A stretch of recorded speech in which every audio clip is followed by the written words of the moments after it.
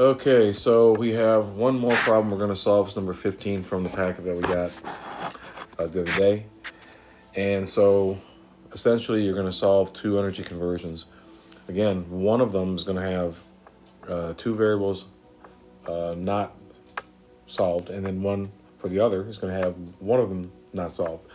And you always want to solve the one that has the fewest variables that are missing, or values that are missing. So here we go.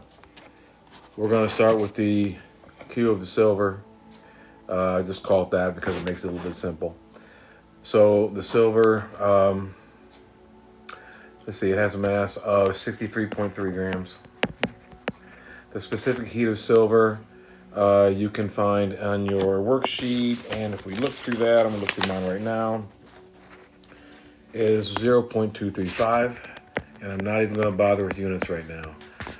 The change in temperature for that was 92 degrees C. And so all we had to do is solve for Q. So what that means is the water had two variables or values missing. Let's take a look at that. We're trying to find the mass of the water, so we don't know what it is. Okay. The specific heat of the water is 4.184 joules per grams degrees C. I'm just going to leave the units out. The temperature change for that quite simply was, and remember, if you're looking at this, we see we have our temperature in Kelvin. That means you're going to have to convert that to degrees Celsius. Pretty important.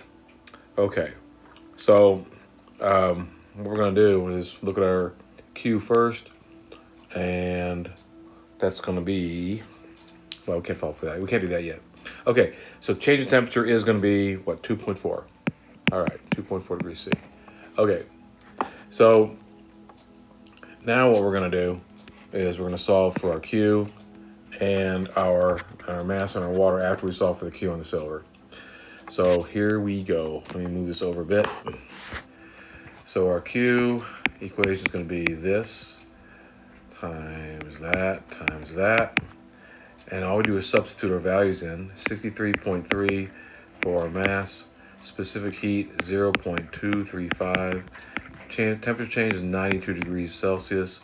And so that gives us a value of 1,362.06 joules. Now, since that is our Q for our silver, and I'll put that right there, that's also going to be the Q for our water. Q in equals Q out.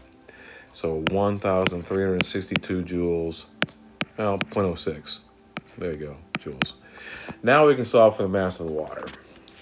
And so the mass of the water, when you rearrange the equation, it comes out to be mass equals Q. And if you notice, Q is always going to be on top when this kind of thing happens. And we're going to have the specific heat times the temperature difference. And so what that's going to turn out to be is 1,362.06 joules divided by the specific heat, which is 4.184. I'll leave the joules or the units off. And the temperature difference is 2.4 degrees C. All right, so what that comes out to be when you multiply the bottom together and you divide it by the top, it comes out to be 136 grams for the mass of that water, and that's how you solve problem number 15.